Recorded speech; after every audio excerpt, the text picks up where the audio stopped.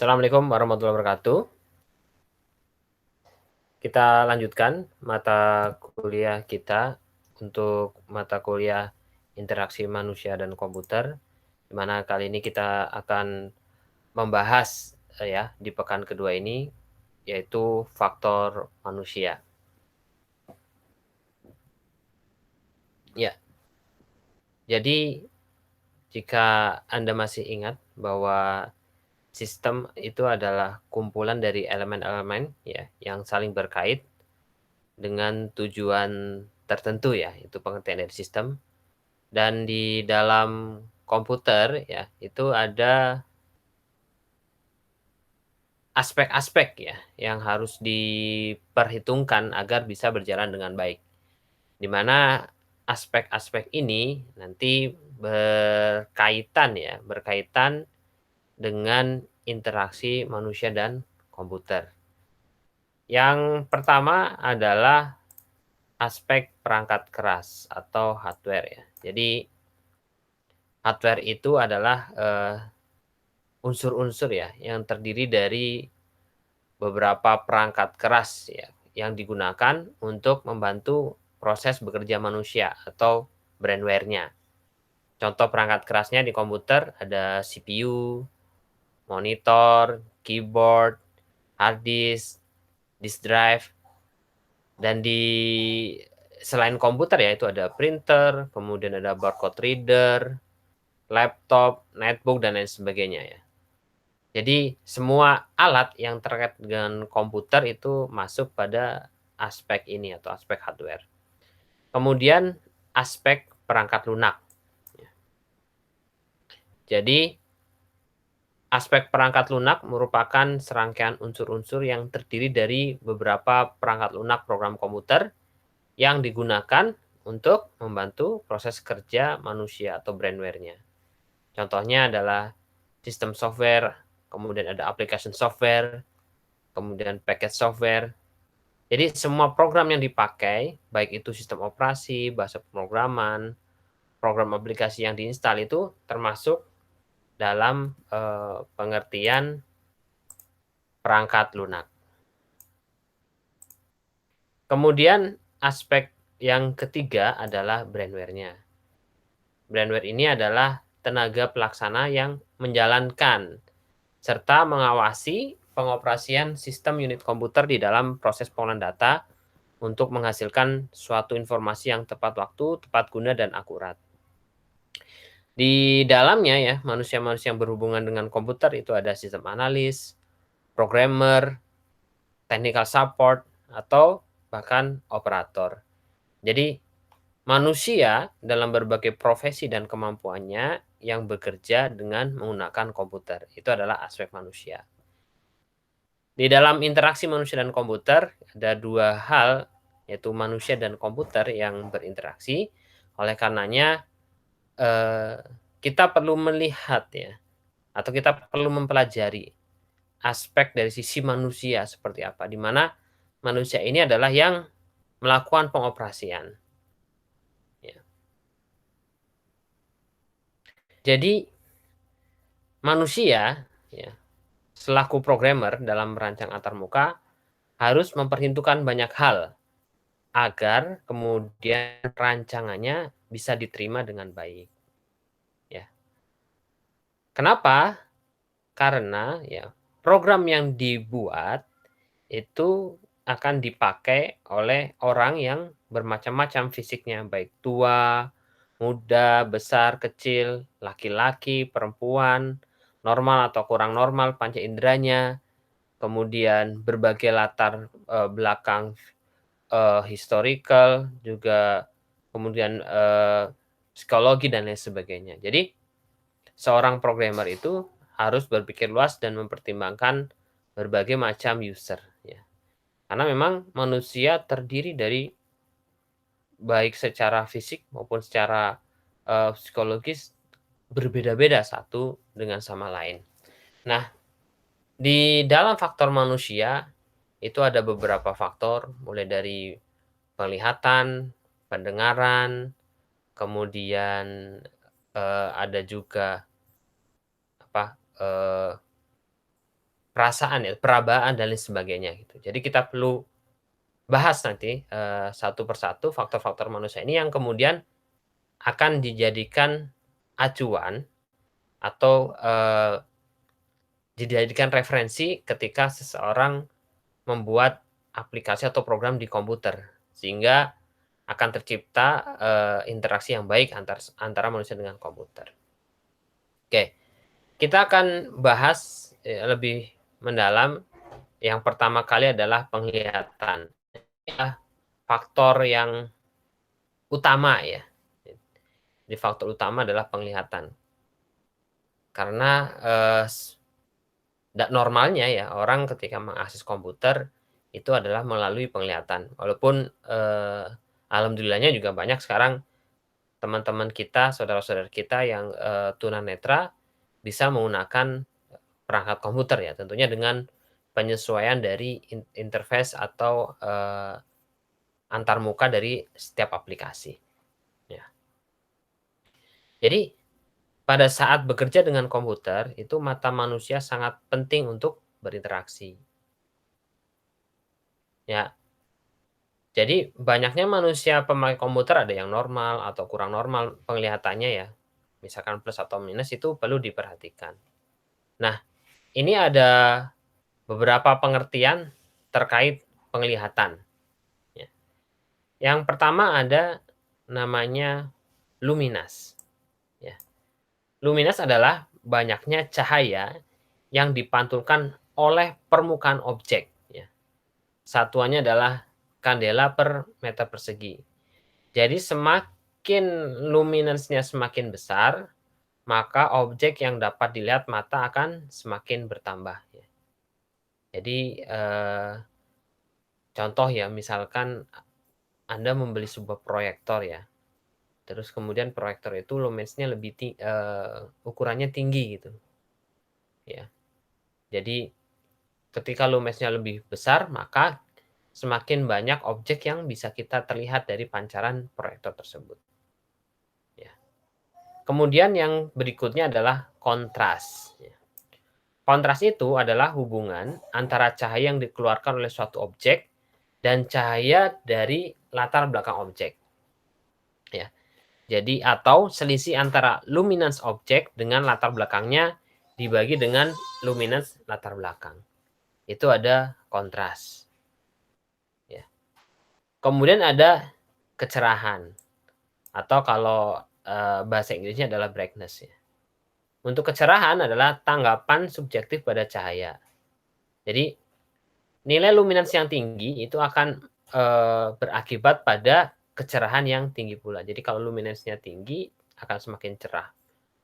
Jadi ketika kita bisa mengatur kecerahan, maka kalau luminance-nya kecil, kita maksimalkan kecerahannya ya setara dengan luminance-nya ya. Tapi kalau misalnya luminance-nya besar, kita atur kecerahannya maka akan maksimal pula. Lalu aspek berikutnya adalah, sudut dan ketajaman penglihatan.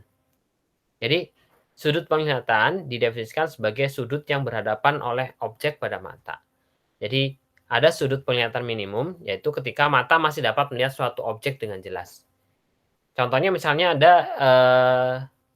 Anda memiliki sebuah layar LCD ya. Nah, itu kalau misalkan Anda coba lihat dari samping kiri, samping kanan, itu ada batasannya gitu. Jadi berapa derajat ya, kita masih bisa melihat dengan maksimal, ya. Kemudian ada namanya medan penglihatan. Untuk medan penglihatan adalah sudut yang dibentuk ketika mata bergerak ke kiri terjauh dan kanan terjauh. Itu dibagi jadi 4. Pertama namanya penglihatan binokuler, ya. Kalau binokuler itu kedua mata itu mampu melihat sebuah objek dalam keadaan yang sama. Lalu ada monokuler kiri, ya, yaitu tempat terjauh yang dapat dilihat oleh mata kiri ketika mata kiri kita, digerakkan ke sudut paling kiri, ya. Mana yang paling bisa kita, lihat gitu ya. Anda suka ngelirik sebelah kiri, ya, mana yang bisa Anda terjangkau, benda-benda yang ada di hadapan Anda, contohnya seperti itu. Anda simpelnya adalah ditutup sebelah mata kanan Anda, terus Anda lihatkan sebelah kiri misalkan. pasti akan berbeda hasilnya. Kemudian ada monokler kanan ya. Monokler kanan adalah tempat terjauh yang dapat dilihat oleh mata kiri ketika mata kiri kita gerakan di sudut paling kanan ya. Jadi mata kiri kita ketika digerakkan ke kanan yang paling jauh bisa kita lihat seberapa jauh, itu namanya monokler kanan. Lalu ada namanya blind spot atau daerah buta. Ya, daerah buta ini adalah daerah yang sama sekali tidak dapat dilihat kedua mata. Ya, itu adalah dari aspek medan penglihatan. Lalu yang terakhir adalah warna. Nah, ini adalah warna yang perlu diperhatikan adalah keselarasan dari penggunaan warna. Ya. Jadi kajian terkait dengan interaksi manusia komputer, Anda harus bisa memilih dan memilah warna apa yang akan Anda gunakan terhadap aplikasi Anda sehingga akan menjadi sesuatu yang sifatnya optimal. Ya. Nah, ini adalah contoh ya, contoh kombinasi warna terbaik. Ya. Jadi pemakaian warna dalam program aplikasi harus bisa diatur sedemikian rupa sehingga mata tidak harus melakukan penyesuaian berulang-ulang kali. Nah, dalam buku yang kita jadikan acuan disebutkan bahwa mata normal itu mampu membedakan 128 warna yang berbeda. Dan penggunaan warna dalam penampilan informasi pada monitor ini memang merupakan isu yang menarik ya. Warna yang sesuai akan mempertinggi efektivitas tampilan grafis. Tapi jika tidak sesuai dengan pengguna, justru kemudian pengguna akan menerima informasi yang salah.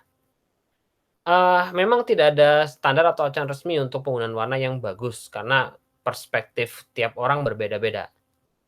Atau juga ada aspek historical contohnya misalkan atau sosiologi ya dan lain sebagainya.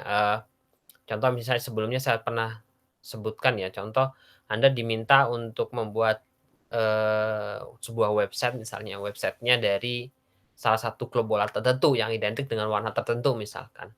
Maka itu akan menjadi concern ya, pilihan kita ketika misalnya kita salah menentukan warna walaupun mungkin secara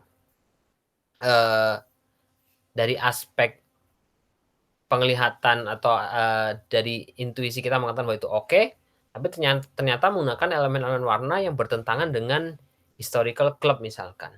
Maka itu juga akan menjadi masalah. Tidak hanya klub sepak bola, contohnya misalkan partai politik yang identik dengan warna-warna dan hal-hal lainnya yang identik dengan warna. Negara mungkin bendera dan lain sebagainya. Jadi perlu lebih selektif terkait dengan itu. Nah, ini ada contoh kombinasi warna terbaik. Cara bacanya adalah ketika misalkan latar belakangnya putih, ya, maka ketika kita ada garis tipis dan teks yang bagus adalah dengan teks yang warna biru itu 94%, hitam 63%, merah 25% ya. Kombinasinya seperti itu. Jadi kalau misalnya mau ada warna merah di latar belakang putih, maksimalnya adalah 25%. Kalau untuk garis tebal, jadi kalau ada merah maksimalnya adalah 31%. Ya, dalam keseluruhan layar, kurang lebih seperti itu. Nah, ini ada contoh yang kombinasi warna yang jelek atau yang kurang bagus.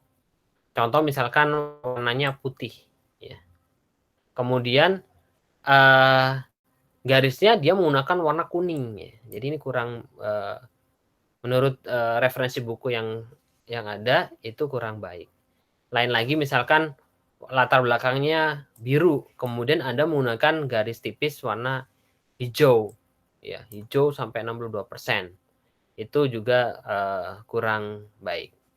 Kalau yang biru bagusnya adalah garis tipisnya atau teksnya warna putih atau kuning, ya. Atau misalkan kalaupun hitam hanya 31%. Ya. Oke.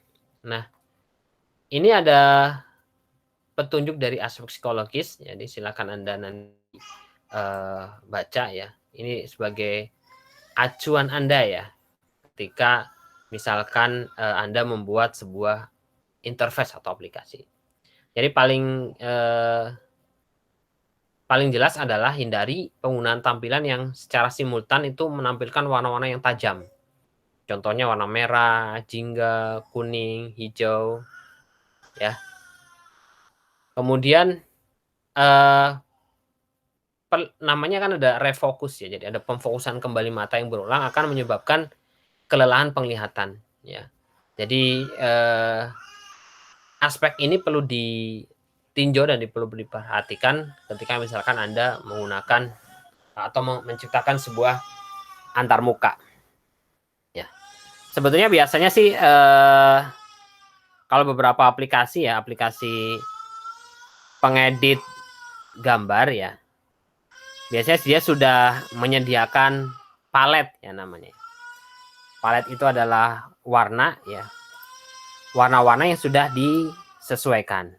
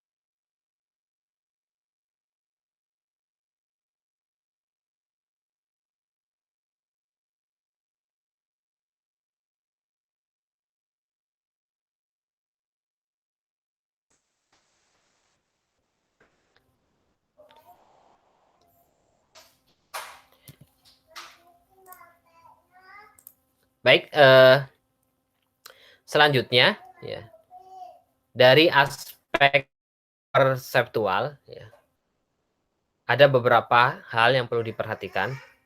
Yang pertama, kita perlu melakukan perubahan besar dalam panjang gelombang agar dapat merasakan perubahan warna pada suatu bagian spektrum dan perubahan yang lebih kecil pada bagian spektrum yang lainnya. Kalau Anda lihat warna-warna ini sebetulnya dia memiliki spektrum yang berbeda-beda.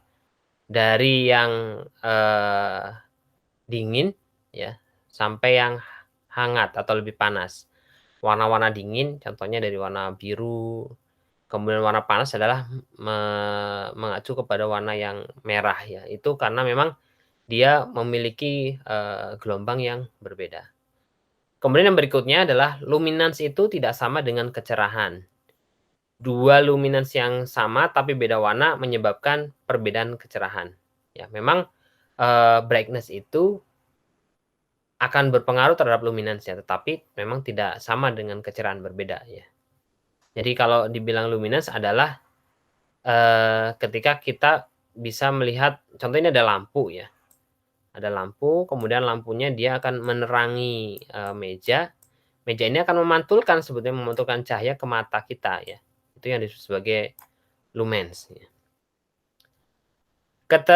Ketajaman atau lightness dan kecerahan, brightness itu dapat dibedakan pada bentuk tercetak, tetapi tidak pada tampilan warna. Jadi kita bisa lihat dalam bentuk tercetak, tapi untuk tampilan warna tidak terlihat. Kemudian berikutnya adalah tidak semua warna mudah dibaca. Warna latar belakang gelap, contohnya merah, biru, magenta, coklat, itu akan memberikan kenampakan yang lebih baik dibandingkan warna yang lebih cerah. Itu dari aspek perseptual. Lalu dari aspek kognitif ya. Kalau aspek kognitif, yang pertama jangan menggunakan warna yang sifatnya berlebihan. Gunakan warna yang berpasangan untuk menarik perhatian atau pengelompokan informasi. Jadi satu kelompok informasi, satu warna ya. Kemudian warna yang sama membawa pesan yang serupa. Warna yang berbeda biasanya membawa pesan yang tidak serupa. Berikutnya, kecerahan akan menarik perhatian ya. Ini bisa Anda lihat ketika misalnya Anda membuat aplikasi, kemudian Anda bikin kecerahannya lebih baik ya. Itu untuk aplikasi-aplikasi misalnya ditujukan untuk anak-anak dan lain sebagainya. Kombinasi warna yang baik dan lain sebagainya. Kemudian warna hangat dan dingin sering dipakai untuk menunjukkan arah tindakan. Jadi warna hangat perlu tindakan biasanya, warna dingin menunjukkan status atau informasi di latar belakang.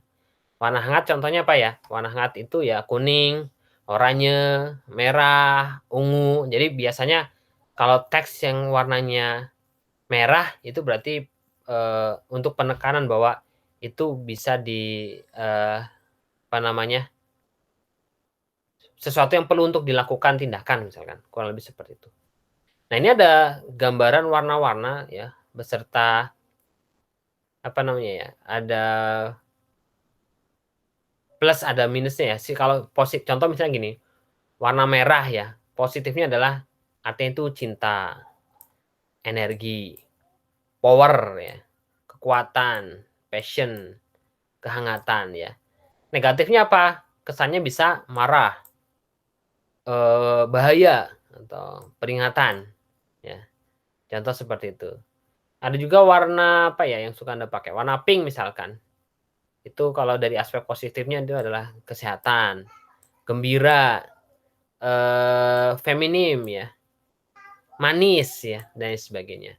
Tapi kalau negatifnya adalah apa? Lemah, lenjeh, lenjeh apa ya, kemayu lah misalkan gitu.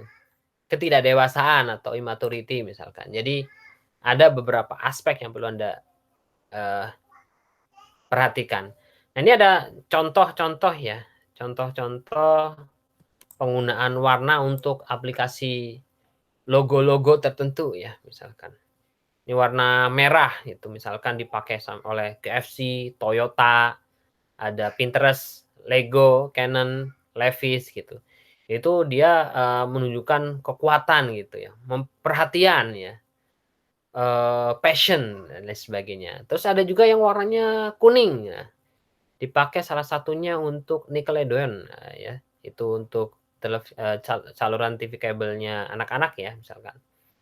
Itu kesannya adalah, eee, happiness, kebahagiaan, keceriaan atau joy dan lain-lain.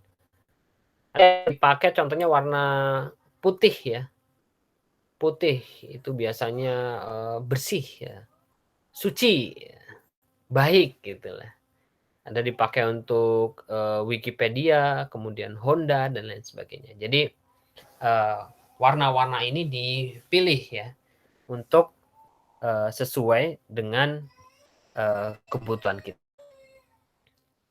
Selanjutnya aspek-aspek, lain atau mohon maaf faktor lain ya di manusia selain penglihatan ya, ada pendengaran. Nah, ini manusia, tentunya Anda tahu bahwa mendengar dengan indera telinga. Kemampuan mendengar antar manusia yang satu dengan yang lain berbeda-beda ya. Jadi kalau kebanyakan manusia dia akan deteksi suara di 20 hertz sampai 20 kilohertz. Ada juga atau 50 desibel sampai 70 desibel. Telinga manusia itu akan rusak ketika melebihi 140 desibel ya. Dan kalau kita ada, frekuensi kurang dari 20 desibel maka tidak bisa mendengar manusia. Jadi itu perlu juga untuk ketika Anda membuat aplikasi, aplikasinya ada hubungannya dengan suara, maka Anda bisa mengatur frekuensinya dan juga desibelnya. Lalu berikutnya adalah sentuhan, ya. Sentuhan merupakan ini, salah satu sarana untuk manusia berinteraksi juga ya. Anda kalau misalnya menggunakan komputer pasti menggunakan keyboard ya, itu dengan sentuhan, kemudian menekan tombol kah, tombol power misalkan, menggerakkan mouse dan lain sebagainya itu adalah sentuhan ya, mengklik mouse gitu ya. Kalau menggerakkan nanti ada beda lagi, ada aspek pengendalian motorik. Lalu, untuk yang sekarang apalagi ya, jadi ada touchscreen ya, layar sentuh. Sekarang, untuk interaksi manusia dan komputernya dari faktor sentuhan semakin beragam ya. Ada, namanya switch gesture misalkan. Jadi Anda bisa menciptakan sebuah gestur agar untuk menulis teks misalkan di Android misalkan ya dengan layar sentuh. Atau Anda misalkan perintah-perintah menggunakan ketukan misalkan. Ada di beberapa, handphone yang maker-nya Xiaomi misalkan ya. Anda bisa dengan cara mengetap dengan 3 jari kemudian swipe ke bawah maka akan screenshot. Di Apple misalkan ada sensor ketika Anda mengetuk bagian belakang, iPhone ya, 2 kali maka dia akan melakukan screenshot. Contohnya seperti itu, sekarang sudah semakin berkembang. Lalu ada pemodelan sistem pengolahan. Jadi, kalau di manusia itu kan ada model pengolahannya adalah, perseptual, kemudian intelektual, dan pengendalian motorik. Dia berinteraksi dengan, memori manusia. Itu ideologinya pemodelannya sama dengan komputer ya, yang terdiri dari, prosesor, memori, dan di dalamnya interaksinya ada namanya bus. Kemudian yang terakhir adalah, pengendalian motorik ya. Jadi motorik pada manusia itu dapat dilatih untuk mencapai taraf tertentu ya. Contoh misalkan Anda, bisa mengetik 10 jari ya, untuk kecepatan 1000 huruf per menit misalkan. Jadi itu adalah aspek-aspek yang bisa dilatih. Nah, dan juga, mohon maaf faktor ya, faktor-faktor yang bisa dilatih ya, faktor penilaian motorik. Jadi dari kelima faktor ini memang nanti akan menentukan bagaimana kemudian kita, bisa membuat, sebuah interaksi manusia dan komputer atau sebuah aplikasi yang berinteraksi ya, antara manusia dengan komputer ya.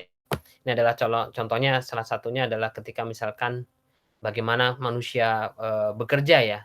Ya juga harus memperhatikan aspek-aspek ergonomis ya, agar kemudian tercipta interaksi manusia dan komputer yang, baik dan nyaman. Kurang lebih, itu yang dapat, saya sampaikan. Pekan depan kita akan membahas tentang piranti interaktif. Untuk pertemuan kali ini saya cukupkan. Terima kasih, atas perhatiannya. Mohon maaf apabila dalam penyampaian ada kesalahan dan kekurangan. Silakan masukkan kritikan dan saran Anda di komen, YouTube, channel saya. Saya akhiri, billahi taufik wal hidayah. Assalamualaikum warahmatullahi wabarakatuh.